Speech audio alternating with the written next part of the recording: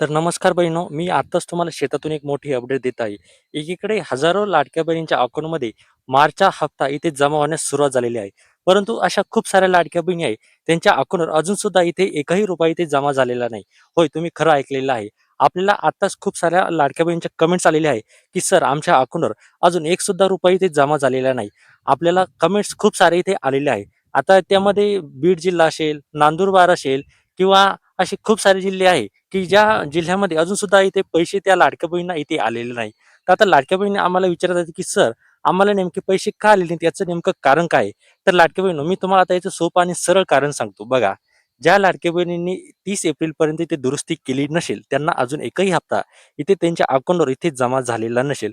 तुम्ही ते कमेंट्स बघू शकता, की आपल्याला खूप सारे असे कमेंट्स आलेले आहेत, की "दादा, मला अजून सुद्धा इथे पैसे आलेले नाही. मला ₹1500 आलेले आहेत, परंतु अजून ₹1500 जे आहे ना, ते इथे आलेले नाहीत.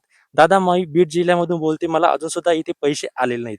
दादा मी जालन्यामधून बोलते, मला अजून एकही रुपया इथे आलेला नाही." अशा खूप साऱ्या कमेंट्स आपल्याला या ठिकाणी आलेल्या आहेत. तर याचं कारण म्हणजे ज्या लाडक्या बहिणी 30 एप्रिलपर्यंत इथे दुरुस्ती केली नसेल, त्यांना इथे एकही रुपया इथे आलेला नसेल. त्यानंतर दुसरं कारण म्हणजे ज्या लाडक्या बहिणींनी याआधी ई-के-वाय-सीच केली नसेल, त्यांना सुद्धा इथे पैसे आलेले नसतील आणि ज्या लाडक्या बहिणी इथे अपात्र आहेत, त्यांना सुद्धा इथे पैसे जे आहे ना, ती आलेले नसतील. हे मुख्य कारण 3 मुख्य कारणे इथे मी सांगितलेलं आहे. त्यानंतर जर तुमचं बँक अकाउंटला आधार लिंक नसेल, तरी सुद्धा तुम्हाला मार्च महिन्याचा जो हप्ता आहे ना, तो हप्ता तुमच्या अकाउंटवर इथे जमा झालेला नसेल.